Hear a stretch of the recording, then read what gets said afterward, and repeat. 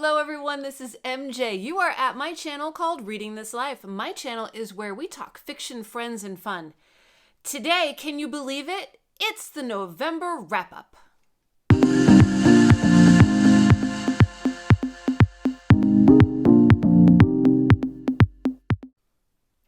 And as always, before we get started, remember to give this video a thumbs up. It really does help out the algorithm. And make sure you let me know in the comment section down below. Comment down below, what book are you most looking forward to reading in December? Okay, so November was actually a pretty wild month for me. Work-wise, health-wise, schedule-wise. I was able to read 8.5 books. 8.5 books, and that is an excellent month for yours truly, who has all that, plus fitness and CrossFit and everything else going on in her life. So, let's get to it. Okay. So, we started off the month with the announcement video. It wasn't the beginning of the month, but it was November 6th. I was convinced by my fellow booktuber friends that I should engage in the challenge. So I did. And it is the Read What You Own challenge. And at first, I committed to 25 books. Then I moved that number up to 50 because I'm doing okay. I'm doing okay and I'm in a comfortable place, and that's all that matters. Then this past week, I bumped it up to 51 because that's going to be my number in 2023. So let's get to what I read in November. All right. So when we started the challenge, basically is read what you own. So it has to be on my shelves. It has to be on my Kindle or it doesn't count. Bottom line. Gifted books. I did receive some awesome gifts this month from my wish list that's listed down below. Thank you to all that sent me books. I really do appreciate it. And those don't count. Library books don't count. What else doesn't count? I think that's it. Gifts do not count. Library books do not count. I cannot buy a book until I read 51 books. Right now, I finished book number 8 last night. Book number 9, haven't picked out yet. So we're going to get to it. All right. First up for the month, this counted as book number 1 for the Read What You Own challenge. This is Infinite Country by Patricia Engel. This book was gritty, it was relevant, it was gut-wrenching. At certain times, it was whimsical and funny, but a lot of it opened up my eyes to the reality that a lot of immigrants coming to this country, a lot of their realities and the trauma that can be incurred and the difficulties and the separation issues. So I really did enjoy having this as book number 1 because it's really outside of my comfort zone. I gave this 4 stars on Goodreads, and I did the physical book and the audiobook for when I was in my vehicle. And next up was, I'm going by my Goodreads list. You can follow me on Goodreads if you want. I'm not, I try to keep up with it as best as possible. Next up is by our fellow booktuber friend, Juan, Valencia, and this is Poking Holes. This is the most disturbing book I have ever read in all my years. This was tough. This was gut-wrenching. This was cringy. This was extremely disturbing. The first 3 stories took me over the edge. I had to put it down, and I finally picked it back up, and I finished it, and I gave it 4 out of 5 stars because even though the material is extremely, extremely disturbing, it's really well written. It's really well written. Bravo, Juan. Then, next up was a group read over at my channel, and that was Tender as the Flesh by Agustina Bazterrica. This book is listed on Criminali's Disturbing Books. He read this along with us, and he also put up his review today, so you could go check that out if you'd like. I agree with basically everything that he said, except I think that there is something to be said about a woman reading this book. The female perspective reading this book is much different than that of a male. And it has, for me, more impact. And it had, for me, more disturbing nuances. There are some tough scenes in this book involving women. And this book, in short, has to deal with a plague that wipes out all of the food that is consumed that is animal-based. All of the animals are wiped out. And they start having to farm humans and eating humans. And human flesh is a delicacy. And the story is just so well written. I ate this book up in a day and a half. And that's pretty fast for me. Absolutely loved it. I love the writing. I love the world building. I loved the ending. I can't say enough about it. If you are looking for something different, if you have a strong stomach and you can get through the first few chapters, the story really does pick up and I really enjoyed it. So that is Tender as a Flesh by Augustina Bazterrica. Then I got to two of my favorite characters. It's the tea monk and the robot, and that is A Prayer for the Crown Shy. This is the second book in the Monk and Robot series by sci-fi author Becky Chambers. This book was absolutely charming, endearing. I loved it. You do have to read book 1 in order to enjoy book 2. I will say that. But book 2 gave more depth to the characters, more experiences with the characters, and in true Becky Chambers fashion within this series, left you pondering with some type of quintessential philosophical question where you're questioning, why am I here?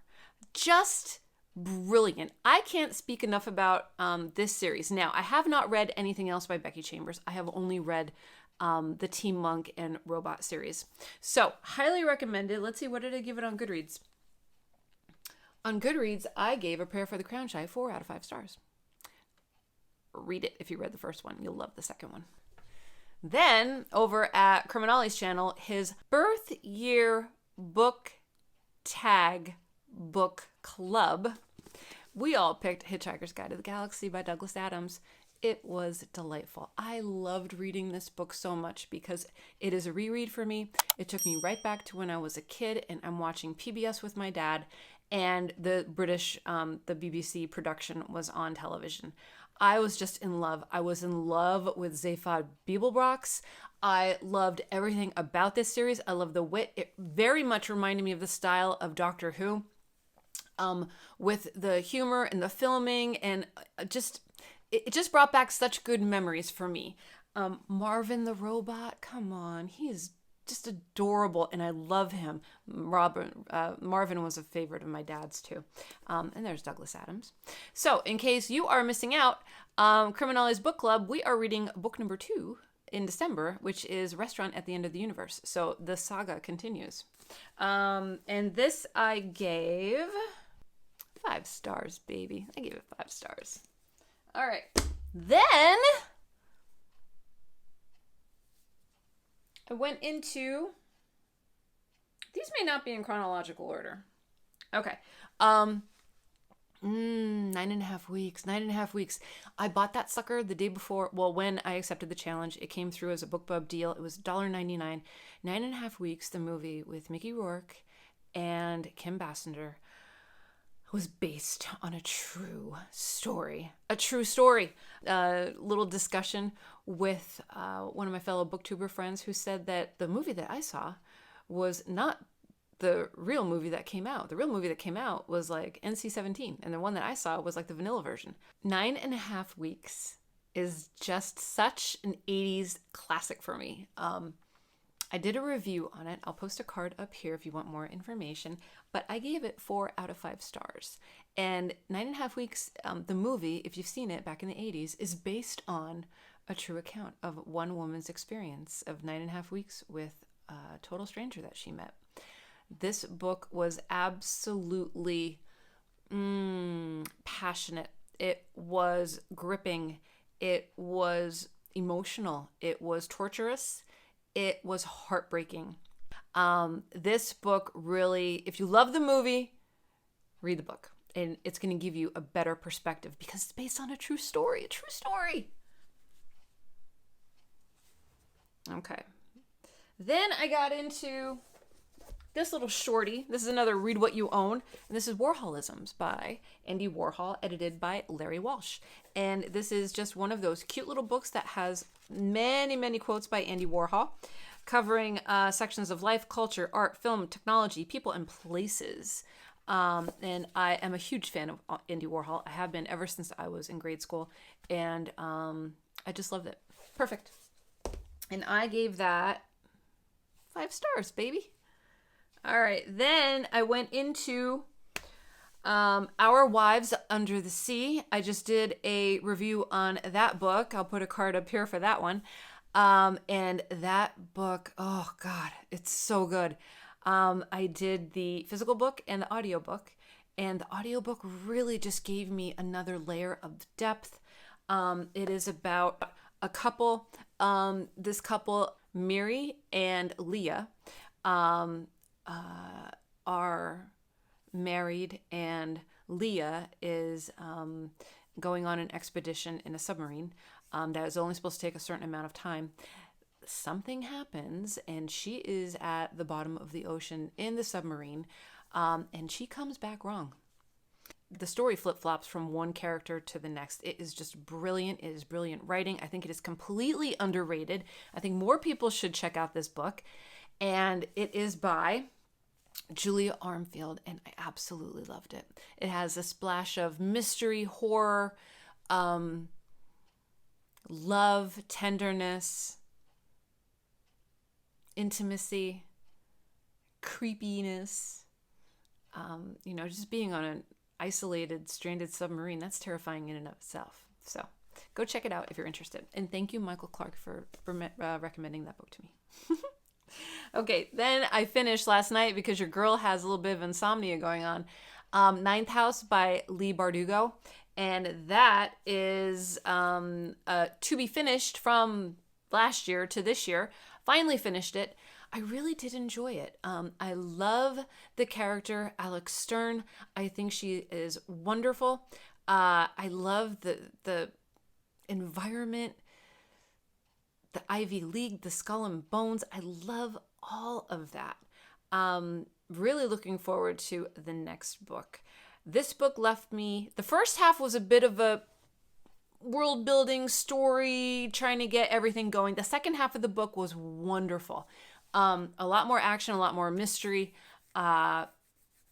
Really enjoyed her writing. It's just fabulous. I'm sure I'm probably one of the last people to read it, because it was one of Goodreads' best books of, I don't even remember when this came out. When did this come out? 2021? 2020? Let's see. Oh, November 2019. Yeah, I'm really far behind on this. So book 2 is coming out in January, so make sure to read it. And this I gave 4 out of 5 stars. 9 books I read this month, not 8. I read 9 books this month. That's amazing. One book that I started and I got halfway through is Dracula. I kind of gave up on it after I'm like 65% in, 70% in. It's just so long, y'all. It's really, is it well written? Yes, it's well written. Is it a classic? Absolutely, it's a classic. But there's so much time spent on one scene. I'm just not in the mood for that. Sorry, as a mood reader. We did a group read for that at my channel, and we also did it as a part of a new book club formed by Heather's Heroes and Heroines called I Read Dead People. And everybody pretty much came back with the same opinion. Yeah. So don't hate us, but just wasn't the book for me at this time. I'm going to finish it. I don't know when. I think maybe I'll give it another go, but Dracula just wasn't for me. Don't hate me. Okay. So I would say that I had a pretty kick-ass month, especially with this challenge going on. I don't know if the challenge helped with that. I don't know if time, because also this past weekend since Thanksgiving, your girl was sick under the weather and I didn't read a stitch. So since Sunday, I really have upped my game a little bit. So I'm back, y'all. I'm back.